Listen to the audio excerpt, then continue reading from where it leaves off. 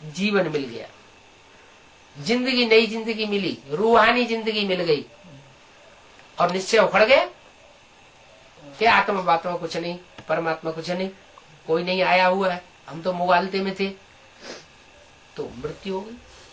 इसलिए गीता में गाया, और निश्चय बुद्धि विजयते अनिश्चय बुद्धि विनश्यति।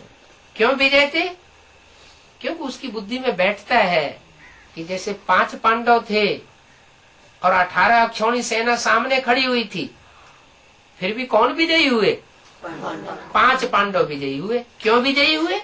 क्योंकि उनकी बुद्धि में निश्चय बैठा हुआ था कि हम इस सृष्टि के कर्ता धर्ता परमात्मा बाप की शरण में आए हुए, और बाप हमारे ऊपर छत्र छाया मौफिक हमारे ऊपर खड़ा हुआ है, हमारी सुरक्षा कर रहा है।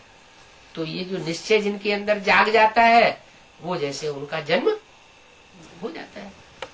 तो बाप कहते हैं अभी तुम ऐसे मीठे मीठे ब्राह्मण बनो ताकि बाप की रहमत तुम्हें घड़ी घड़ी अनुभव होती रहे। कोई भी आत्मा के साथ तुम कड़ुए मत बनो। क्या? क्यों कड़ुए नहीं बनो? कि हर आत्मा अपने पूर्व जन्म का हिसाब किताब हमारे साथ पूरा कर रही है। अगर हमको दुख भी देती है तो क्यों दुख दे रही है? क्योंकि उसका पूर्व जन्म का हिसाब किताब है, हमने उसको दुख दिया होगा तो वो हमको दुख दे रही। हमारा दुख सुख का हिसाब किताब पूरा होगा, फिर हमको कोई भी न दुख देगा न कोई सुख देगा, हम शांति में चले जाएंगे। शांति की स्टेज का अनुभव होगा।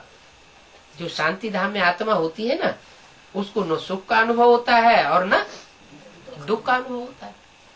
बाप भी कहते हैं तुमको भी ऐसी स्टेज में पहुंचना है, न अशांत आत्मा हो और न दुखी आत्मा हो। इसलिए क्या कहते हैं? न दुख देना है न दुख लेना है। बहुत से होते हैं ऐसे कर लेते हैं कि ये पक्का कर लेंगे कि किसी को दुख तो नहीं देंगे, है, लेकिन दूसरा कोई का बात कह देगा तो बहुत दुखी हो जाएंगे। हमने इसको दुखी नहीं किया, हमने इसको परेशान नहीं किया, ये हमारे साथ ऐसा व्यवहार क्यों करता है?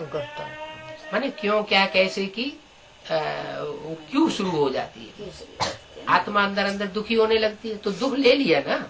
बाप कहते हैं तुम अपने कानों को ऐसा बनाओ कि जो फालतू बात है क्या करो, एक कान से सुनो और दूसरे कान से निकालो, तो जैसे तुमको दुख नहीं मिलेगा। अच्छा चलो, ये तो बात सुनने सुनाने की बात हुई, कांटे जैसी बात कोई चुभोई देता है उसकी बात हुई, बातों की बातें हैं, चलो कोई बात नहीं, एक कान से सुन के दूसरे कान से निकाल लेते।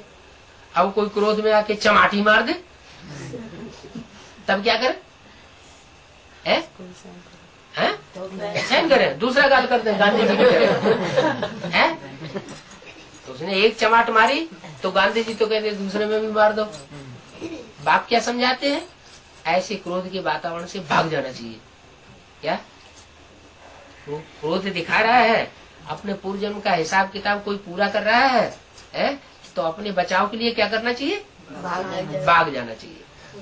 भाग जाएंगे तो थोड़ी देर वो पीछे पीछे भागेगा, फिर आखिरी युक्ति से तुम अपने को बचा लो। तो हमें लड़ाई नहीं लड़नी है, मतलब हमें अपोजिशन नहीं करना है। न वाचा से कोई का अपोजिशन करना है कि उसने एक बाण लगाया तो हम 2 बाण तीखे तीखे लगा दें, जहर में बुझे हुए, तो ऐसे नहीं करना, नहीं तो हमारा पाप कर्म बन जाता है। हमारा अगर इस संगम युग में पाप कर्म बना तो घाटा हमारा ज्यादा हो जाएगा। क्यों हमारा घाटा क्यों ज्यादा हो जाएगा? ज्ञानी को 100 गुना। हाँ, जो ज्ञानी है, जो जिसको परमात्मा ज्ञान दे रहा है, अगर वो पाप कर्म करता है तो उसको 100 गुना बोझा चढ़ता है। और वो तो अज्ञानी है, उसको तो कर्मों की गुह्य गति का पता ही नहीं है। पता चलो भले ज्ञान में चलने वाला हो, ज्ञान में चलने वाले भी ऐसे होते हैं कि ऐसी ऐसी बातें करते हैं जिससे दूसरे को बहुत ही दुख हो जाए। लेकिन समझना है, ये ज्ञानी, इसको ज्ञान मिला है सुनने सुनाने का, इसकी बुद्धि में बात बैठी नहीं है, इसलिए ये बच्चा बुद्धि है। ब्राह्मण तो बना है लेकिन बच्चा बुद्धि ब्राह्मण है। अथवा समझ लो ये रावण कुंभकर्ण मेघनाथ जैसा ब्राह्मण है, वो तो बहुत प्रकांड विद्वान था, सारी बात समझता भी था, लेकिन जीवन में धारण नहीं करता था, काम फिर भी उल्टे उल्टे करता था।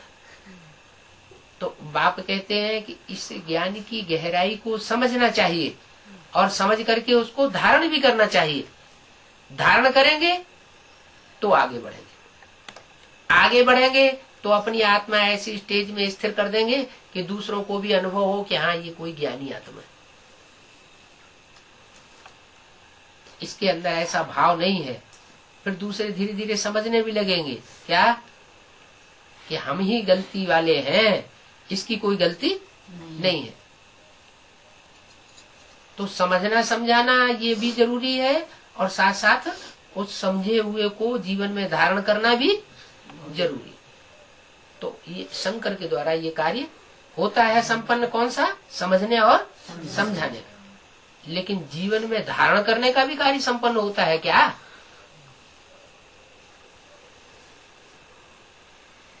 जो भी रुद्र या रुद्र के बच्चे रुद्रगण, वो इस बात को समझने के बाद क्या जीवन में धारण भी कर लेते हैं पूरा ज्ञान, या राम की सेना की तरह बने रह जाते हैं?